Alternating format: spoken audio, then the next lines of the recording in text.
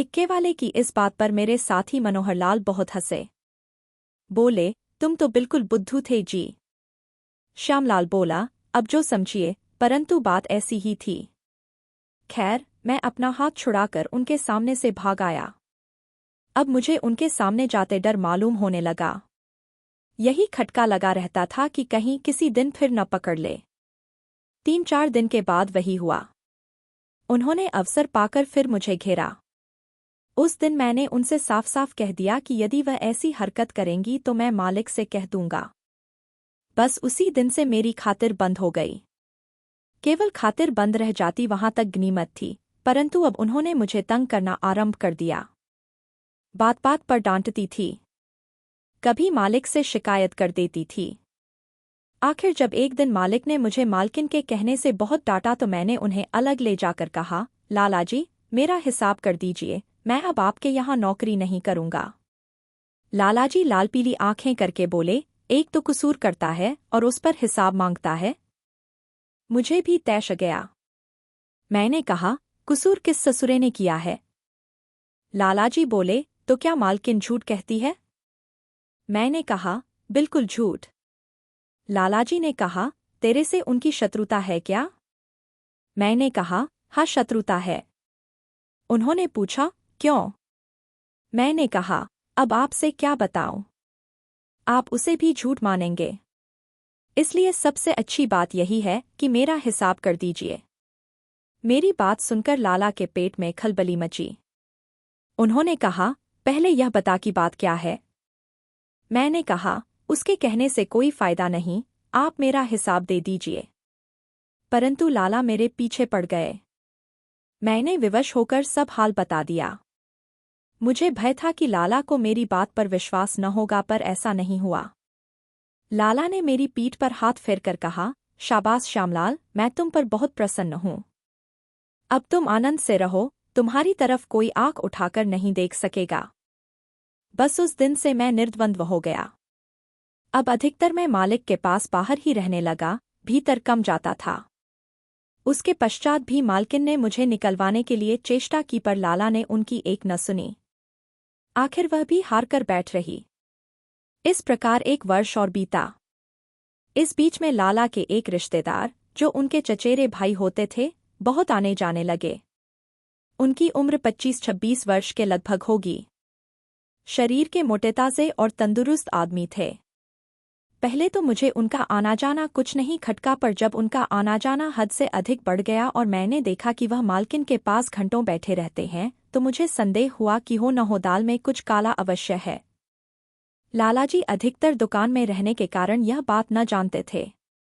घर का कहार भी मालकिन से मिला हुआ मालूम होता था, इसलिए वह भी चुप्पी साधे था।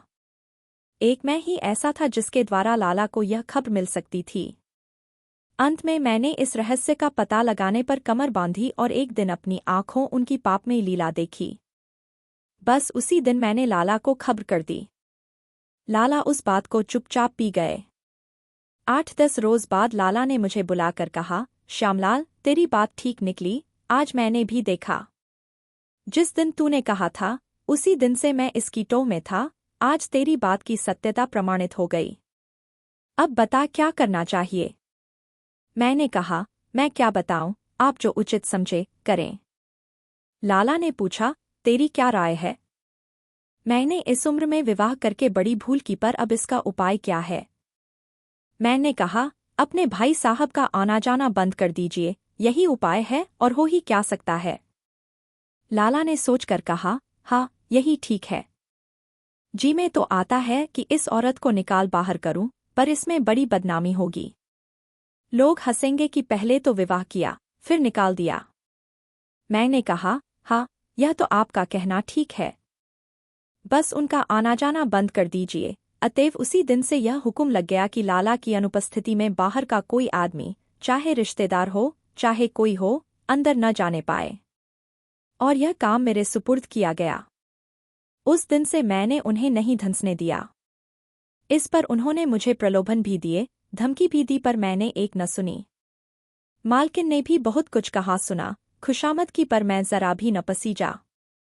कहरवा भी बोला, तुमसे क्या मतलब है, जो होता है, होने दो। मैंने उससे कहा, सुनता है बे, तू तो पक्का नमकहराम है, जिसका नामक खाता है उसी के साथ दगा करता है।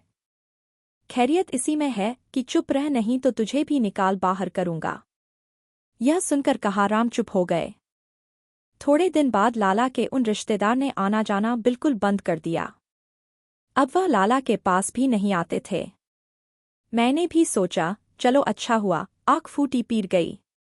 इसके 6 महीने बाद एक दिन लाला को हैजा हो गया। मैंने बहुत दौड़ धूप की, इलाज इत्यादि कराया, पर कोई फायदा न हुआ।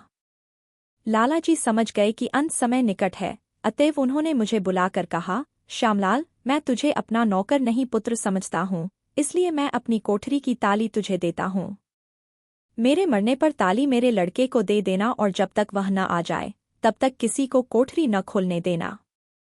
बस तुझसे मैं इतनी अंतिम सेवा चाहता हूँ। मैंने कहा, ऐसा ही होगा, चाहे मेरे प्राण ही क्यों न चले जाए, पर मैं इसमें अंतर न पड़ने दूंगा। इसके पश्चात उन्होंने मुझे 5,000 रुपये नकद दिए और बोले, यह लो, मैं तुम्हें देता हूँ। मैं लेता न था, पर उन्होंने कहा, तू यदि न लेगा तो मुझे दुख होगा, अतएव मैंने ले लिए। इसके 4 घंटे बाद उनका देहांत हो गया। उनके लड़के को उनके मरने के 3 घंटे पहले तार दे दिया गया था। उनके मरने के 5 घंटे बाद वह मैनपुरी पहुंचा था। उनका देहांत रात को 8 बजे हुआ और वह रात के 2 बजे के निकट पहुंचा था। लाला के मरने के बाद उनकी स्त्री ने मुझसे कहा, कोठरी की ताली लाओ। मैंने कहा, ताली तो लाला शिवचरणपाल के हाथ में देने को कह गए हैं, मैं उन्हीं को दूंगा। उन्होंने कहा, अरे मूर्ख, इससे तुझे क्या मिलेगा?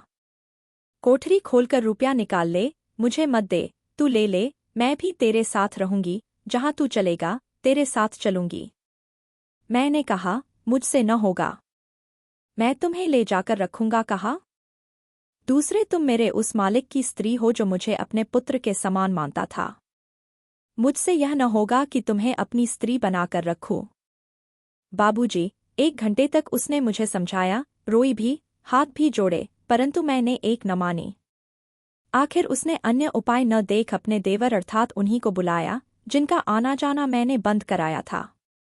उन्होंने आते ही बड़ा रुआब झाड़ा।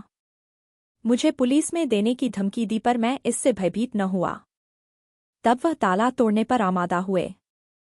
मैं कोठरी के द्वार पर एक मोटा डंडा लेकर बैठ गया और मैंने उनसे कह दिया कि जो कोई ताला तोड़ने आएगा, पहले मैं उसका सिर तोड़ूंगा, इसके बाद जो होगा देखा जाएगा।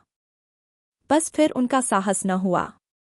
इस रगड़ेजगड़े में रात के 2 बज गए और शिवचरण लाला गए। मैंने उनको ताली दे दी और सब हाल बता दिया। बाबूजी, जब कोठरी खोली गई तो उसमें 60,000 रुपये नकद निकले। इन रुपयों का हाल लाला के अतिरिक्त और किसी को भी मालूम न था। यदि मैं मालकिन की बात मानकर 20-25 हजार रुपये भी निकाल लेता तो किसी को भी संदेह न होता, पर मेरे मन में इस बात का विचार एक क्षण के लिए भी पैदा न हुआ। मेरी माँ रोज रामायण पढ़कर मुझे सुनाया करती थी और मुझे यही समझाया करती थी कि बेटा, पाप और बेईमानी से सदा बचना, इससे तुझे कभी दुख न होगा। उनकी यह बातें मेरे जी में बसी हुई थी और इसीलिए मैं बच गया। उसके बाद शिवचरणलाल ने भी मुझे 1,000 रुपया दिया। साथ ही उन्होंने यह कहा कि तुम मेरे पास रहो, पर लाला के मरने से और जो अनुभव मुझे हुए थे उनके कारण मैंने उनके यहाँ रहना उचित न समझा। लाला की 13 होने के बाद मैंने उनकी नौकरी छोड़ दी। 6,000 रुपये में से 2,000 मैंने अपनी बहन के ब्याह में खर्च किए और 2,000 अपने ब्याह में खर्च किए। 1,000 लगाकर एक दुकान की और 1,000 बचाकर रखा, पर दुकान में फिर घाटा हुआ। तब मैंने मैनपुरी छोड़ दी और इधर चला आया। नौकरी करने की इच्छा नहीं थी, इसलिए मैंने इक्का घोड़ा खरीद लिया और किराए पर चलाने लगा। तब से बराबर यही काम कर रहा हूँ। इसमें मुझे खाने भर को मिल जाता है। अपने आनंद से रहता हूँ, न किसी के लेने में हूँ न देने में। अब बताइए, वह बाबू कहते थे कि 4 आने पैसे के लिए मैं बेईमानी करता हूँ। अब मैं उनसे क्या कहता? यह तो दुनिया है जो जिसकी समझ में आता है कहता है। मैं भी सब सुन लेता हूँ। इक्के वाले बदनाम हैं, इसलिए मुझे भी ये बातें सुननी पड़ती हैं। श्यामलाल की आत्मकहानी सुनकर मैं कुछ देर तक स्तब्ध रह बैठा रहा। इसके पश्चात मैंने कहा, भाई, तुम तो दर्शनीय आदमी हो, तुम्हारे तो चरण छूने को जी चाहता है। श्यामलाल हंसकर बोला, अजी बाबूजी, क्यों कांटों में घसीटते हो? मेरे चरण और आप छुए, राम राम। मैं कोई साधु थोड़े ही हूँ। मैंने कहा, और साधु कैसे होते हैं, उनके कोई सुरखाब का पर तो लगा होता नहीं। सच्चे साधु तो तुम ही हो। यह सुनकर श्यामलाल हंसने लगा। इसी समय गंगापुर आ गया और हम लोग इक्के से उतरकर अपने निर्दिष्ट स्थान की ओर चल दिए।